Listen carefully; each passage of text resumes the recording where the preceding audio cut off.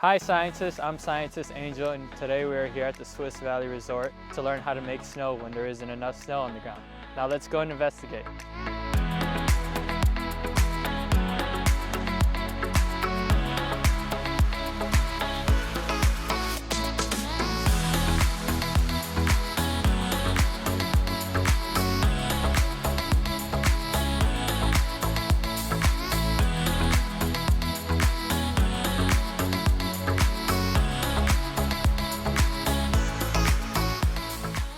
Hello, I am here with Mike Pondich today, the Assistant General Manager of Swiss Valley Resort. Thank you for joining us today, Mike. It's my pleasure to be here with you. Can you tell us a little bit about what you do here? Sure, I'm the Assistant General Manager at Swiss Valley Ski and Snowboard area. We are obviously a ski and snowboard resort, but with that we have multiple areas of operation, rentals and lift tickets and ski shop and food and beverage. So I help manage all of that, and most importantly, I help manage our ski operations, which includes snowmaking and chairlifts.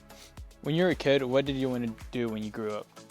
Oh, that's a good question. I wanted to be a professional skier, but I also wanted to be a graphic designer, and I wanted to somehow work in the ski industry. And I've done all of them except for become a professional skier. What is one fun fact that most people don't know about you? I've always been fascinated with snowmaking, and I used to make snow in my backyard. What interested you in snowmaking?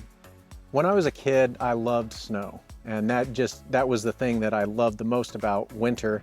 But when I was here at Swiss Valley on a field trip when I was probably 6th or 7th grade, they powered up a snow gun and showed us how they made snow. And I just lost it. I thought that was so cool that they could make it snow and it was sunny out. So from that point on, I started researching it and learning about the science of snowmaking. And then I got to actually make my own snowmaker, and now here I work with them. What is all available here at Swiss Valley? Obviously, we're a ski and snowboard resort first. We teach over 10,000 ski lessons and snowboard lessons every year. This is a great place for families to come, enjoy the sport of winter, and make winter fun. But like I said before, there's a lot of different aspects of running a ski resort. We have rentals, cafeteria, food service, a dining room, and a ski shop. And with all that supporting facilities, ski patrol and other things. But the main thing that our customers come here for is to ski and snowboard. Can you kind of explain how this snow machine works? Sure, absolutely. So the first thing to remember is that with man-made snow, there's nothing fake about it. It's just like natural snow. The only thing that's different is the process that we go through. There are three major factors that go into snowmaking. You need cold air, you need high pressure water, and you need compressed air. So we have a large compressor here at the bottom. This kind of snow machine works with a high-powered fan, a nucleator, which mixes compressed air and water. That seeds the snow, and then this ring right here of these nozzles sprays out a high-pressure mist of water that combines with the seed from the nucleus. That then falls as natural snow. You can control which banks of nozzles flow, so you can control how much water comes out of the machine. How many snow machines do you have here?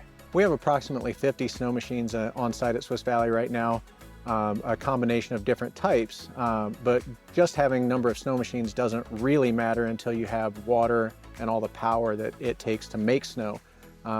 So we have a 3 million gallon pond that holds water in it, and that's constantly cooling out in the outside air. We have to pump that through our pipes and everything to those snowmakers. And then we roughly pump 1,000 gallons a minute when we're running all of our snowmakers. So that equals probably about 3 million gallons of milk. If you want to picture that in the grocery store, imagine 3 million gallons of milk. That's a lot of water. It's bigger than your swimming pool. It's the size of a small lake. We use a lot of water, but that's to cover the entire ski area. How long does it take to make enough snow for the Swiss Valley Resort? That's a good question. It really depends on the temperatures. With snowmaking, we have to have a temperature below freezing, ideally 28 degrees or colder. And then humidity also takes effect in that, and that's called our wet bulb temperature. It's a combination of humidity and ambient air temperature. So the colder that number is, the more snow you can make at one time. So if it's 28 degrees and higher humidity, we'll make a little bit of snow. but in a 24-hour period, if the conditions are correct, we could cover our entire area with about a foot of snow in about 24 hours. How has the technology of snowmaking evolved here over the years? Sure. Back in the day, we used to use a lot of snowmakers. We've got a few still in operation that used more blunt force. It was high pressure water through a fan blade that just broke ice particles into snow.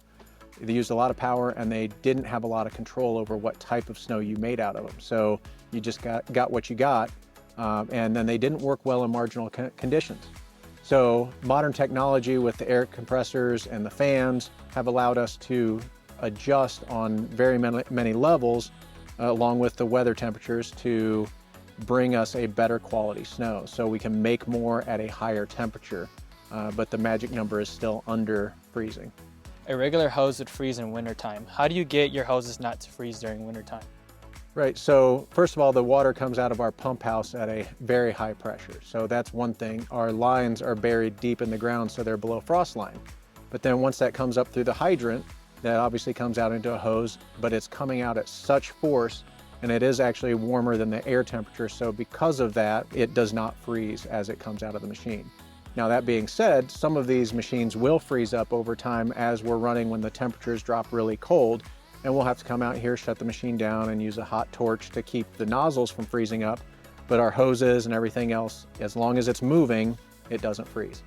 What other equipment do you guys use here other than the snow gun to spread out all the snow?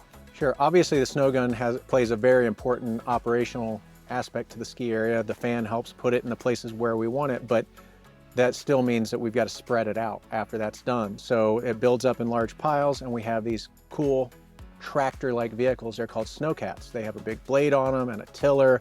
They're tracked, and everybody that sees them always says, I want to drive that. They're pretty cool, and we have 4 of them. Awesome. Is there anything that surprised you from working here and that you learned? Sure, definitely with snowmaking. I wasn't really sure what the effort was that it took to actually make snow. I understood the science behind it, but the mechanics, the effort, the manpower, and all of the inner workings of running a whole team to do it. But at the end of the day, when we've made snow, we've got piles that are 10 feet deep, and we've got all these smiling faces out here skiing, you realize how much that effort paid off of the overnight snowmaking sessions. You have to have a team that's willing to stay up all night and make sure that things don't freeze over and that the snow guns are making the best snow possible. So that was probably the thing that surprised me the most, was the actual amount of effort that it took to get the entire area open.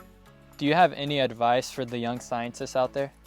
Sure, I would think if you already ski and snowboard or you haven't, but you love winter and you love snow, I think come out to a ski area like Swiss Valley, come out, check out the technology. It's a great, fun thing to do in the winter, but the science of snowmaking it's such an interesting thing that if you like to combine fun and work and your knowledge of STEM type learning, you could really put together a career in this. We start hiring snowmakers at the age of 18, so it's definitely something that as a young kid, if you learned enough about it, you could come out here and work. Thank you so much for joining us today, Mike, and showing us how to make snow today. Hey, it's been my pleasure having you guys out here at Swiss Valley, and happy to show you about snowmaking.